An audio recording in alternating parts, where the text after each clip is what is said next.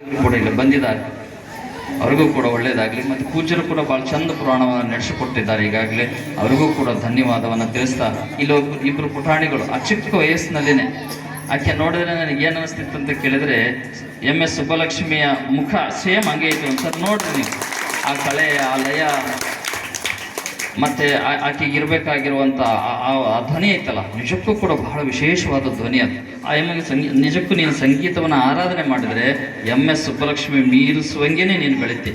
ಆದರೆ ಆರಾಧನೆ ಮಾಡಬೇಕಾದ್ರೆ ಸುಮ್ಮನೆ ಇಷ್ಟಕ್ಕಷ್ಟೇ ಬಳಸಬಾರ್ದು, ಅದನ್ನು ಅದೇ ಸತ್ಯ ಅಂತ ಒಪ್ಕೊಳ್ಬೇಕು, ಅದು ಹೃದಯದಾಗ ಇಳಿಬೇಕು. ಇದೇ ನನ್ನ ಬದುಕು ಅಂತ ಅಂದ್ಕೊಳ್ಬೇಕು. ಜಗತ್ತಿನಲ್ಲಿ ನಿನ್ನ ಬದುಕು ಯಾವುದೇ ಅಲ್ಲ, ನೀನು ಬಂದಿದ್ದ ಆಡೋದಕ್ಕೋಸ್ಕರವಾಗಿಯೇ, ನೀನು ಹಾಡಿನ ಮೂಲಕವಾಗಿಯೇ ಜಗತ್ತನ್ನು ಸುಂದರಗೊಳಿಸ್ಲಿಕ್ಕೆ ಬಂದೀಯ ಅಂತ ನೀನು ಸಂಕಲ್ಪ ಮಾಡಿದರೆ ನಿಜಕ್ಕೂ ಆ ತಾಯಿಯನ್ನು ಮೀರಿಸುವಂಗೆ ನೀನು ಬೆಳಿತೀಯ.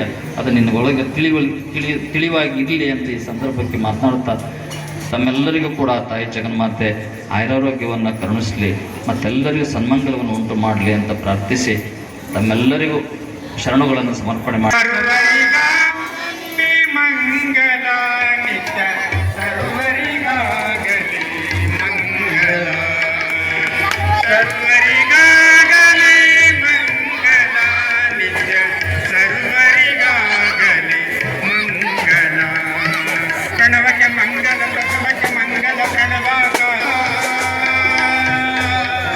ಪ್ರಣವ ಪಂಚಾಕ್ಷರಿ ರೂಪಕ್ಕೆ ಮಂಗಲ, ಪ್ರಣವ ಸನ್ನಿಧಿಗೆ ಮಂಗಲ.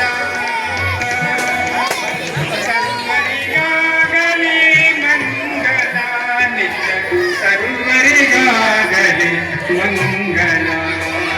ವೇದಕ್ಕೆ ಮಂಗಲ, ಶಾಸ್ತ್ರಕ್ಕೆ ಮಂಗಲ,